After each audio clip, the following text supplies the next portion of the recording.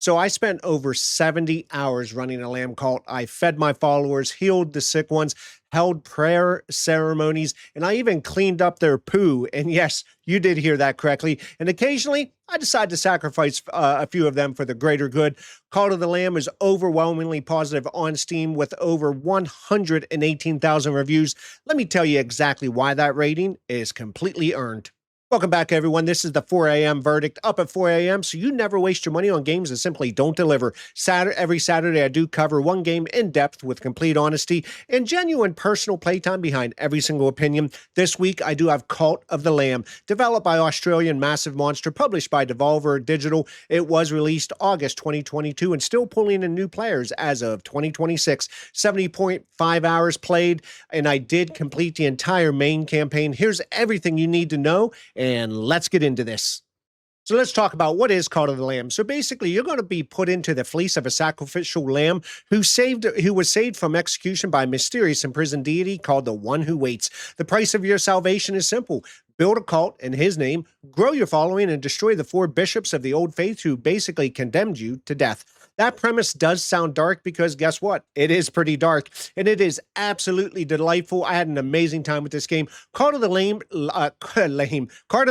is the darkest cozy game ever made, and I mean both of those words simultaneously and seriously. It is pretty cozy, it is genuinely dark, and the combination of those two things should not work as well as it does. But for some reason, it does. The game is going to split you between 2 completely distinct modes: roguelite dungeon crawling combat through the bishop's territories and full cult management back at your base. Both are excellent, both are essential, and they feed each other in ways that keep the whole experience compulsively engaging. So let's go ahead and talk about one of those modes, and let's talk about combat. The combat is fast, it's fluid, it's genuinely fun from the very first dungeon all the way to beating the final boss, and I want to be specific about what makes it work so well. So the roguelite structure gives you a fresh weapon combination every single run, different attacks, different curses, different synergies, and the variety is going to keep every dungeon feeling distinct rather than repetitive. You never know exactly what you're going to get, and adapting to your current loadout on the fly creates a flow state that the best roguelites achieve, but many actually fail to maintain. The boss fights at the end of each bishop's territory are basically the combat highlights. Each bishop is going to have distinct patterns that's going to demand that you actually learn their attacks rather than button mashing through them. The escalating challenge across the 4 territories means you're going to genuinely be more capable by the end than the beginning.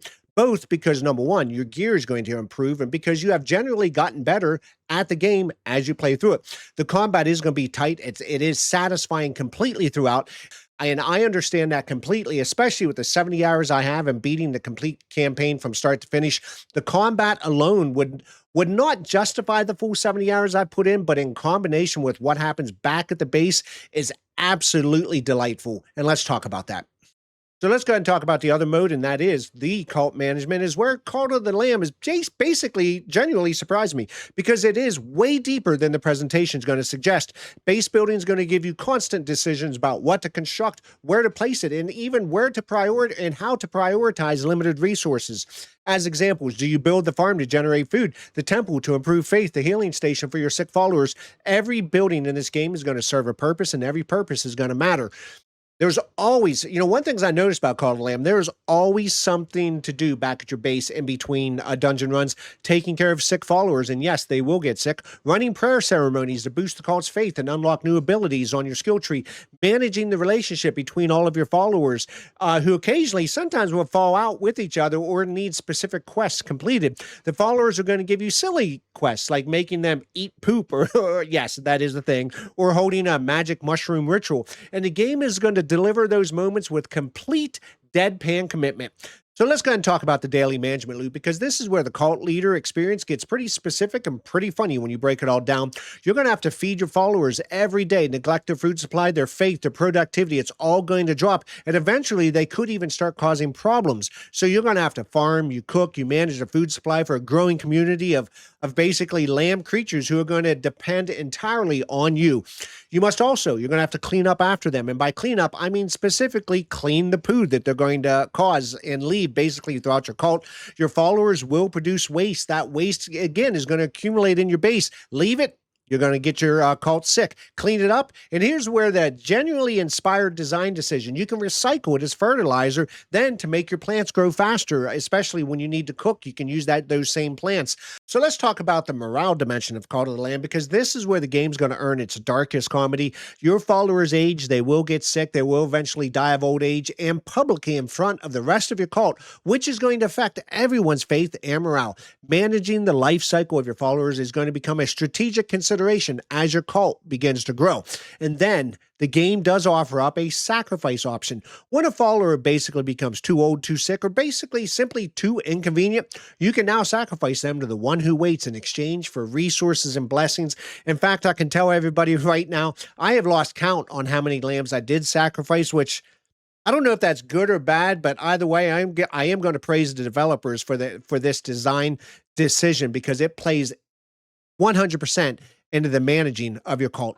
So let's go ahead and talk about faith management, because it is the strategic heartbeat of everything you do at your base. Your followers' faith will determine how productive they are, how loyal they remain, and whether they start to basically doubt or even rebel against you as you progress throughout the game. Maintaining and growing faith requires regular prayer ceremonies, sermons that you preach to the assembled cult that deliver immediate faith boosts and unlock what we call doctrine progression. The doctrine system is where your cult's identity is going to begin to take shape. The choices you make about what your cult believes, what rituals you adopt, what rules you impose, create a genuine personalized experience as you go throughout the game. My cult basically had specific practices that another player's cult may never adopt, and that personalization is going to make the playthrough feel distinctively yours against other gamers who play through the game. The faith loop, the sermons, the dungeon run, return with resources, build, sermon again, is the core rhythm of Cult of the Lamb. And guess what? It never lost its momentum. Even 70 hours in, I was still finding new doctrine combinations and ceremony types that I basically had not even explored. And that is the beauty when you break it all down with this game. So 70 and a half hours in on this game, it is a significant personal investment. I want to be honest about what sustained it.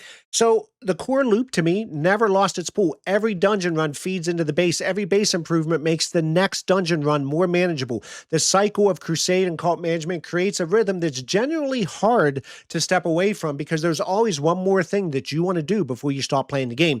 The content updates that Massive Monster released at post-launch added meaningful new material that extended the experience significantly beyond the base campaign. New mechanics, new follower types, new building options. The game I played at 70 hours was more complete, more varied than when I bought the game at launch. And the campaign, to me, the conclusion was pretty satisfying. The narrative that seemed like a little, cute, simple premise in the first hour is going to reveal more depth and emotional resonance as you progress throughout the campaign. The ending, to me, did earn its weight, because the game spent 70 hours making me care about my cult and my followers before it asked me to feel anything about either one of them. So is the game still worth it when you really think about it in 2026? It's very simple. If you love roguelites, the combat's going to satisfy you, and the base management will surprise you with how deep it is going to go in regards to the overall experience. If you love management and base building games, the cult management is deep enough to justify the price entirely, and the combat is going to give you meaningful reason to leave your base regularly rather than just simply standing still. If you've never played either genre, Cult of the Lamb is one of the finest entry points into both simultaneously. The accessibility across difficulty settings means the game is going to generally work for a broad range of players. The one caveat: if you want a game that takes its combat seriously as Hades, this is not that game. The combat, don't get me wrong, is excellent, but it is in service of the cult management rather than being the primary experience. Understand that going in, and you're going to have an extraordinary time when you break it all down and think about Cult of the Lamb. So let's talk about my final verdict after all the hours I put in, along with a completed campaign. The combat, I found it was fun, it was fluid, it was frantic. It never quite reached the ceiling of maybe many dedicated roguelites, but look, it was still consistently satisfying throughout the game. The cult management, to me, is where the game truly shines. The base building, the follower care, the faith management, the doctrine choices, creating a genuine personalized experience with every run. The Lamb himself, or your main character, I did find charming. He was pretty funny in ways that make 4 a.m. sessions fly by. Cleaning up poo to fertilize your crops somehow is one of the most absurd but satisfying gameplay loops I've experienced in my many years of gaming. Look, if I'm going to be honest, I love this game from start to finish, every single hour of it. There is something for everyone in Call of the Lamb, and every mechanic and feature does feel well thought out. The game, to me, it was cute, it was funny, it was fun. That assessment from the critics in 2022 still holds completely in 2026. So when I break it all down, my score, 9 out of 10. It is available right now on my Tuesday deals list at 50% off. Absolutely no excuse not to play it. Even at full price, I would still recommend this game to buy it. Full price, discounted, doesn't matter. I love the game from start to finish. So we are at the end of the video. That is my 4 a.m. verdict on Call of the Lamb, 70 hours in, all my own opinions. Drop a comment. Tell me, did you sacrifice your followers as much as me, or maybe did you decide to protect them? Because I have a very strong opinion about the right answer, and I generally want to know where the community has landed if they played this game. Subscribe. Do me a favor. Subscribe to the channel so you never miss the 4 a.m. verdict every Saturday, every Tuesday. I'm also back with 30 Steam deals under $15. And remember, hit F5, reset, reload. I am F5 Dad. I'll see you on the next video.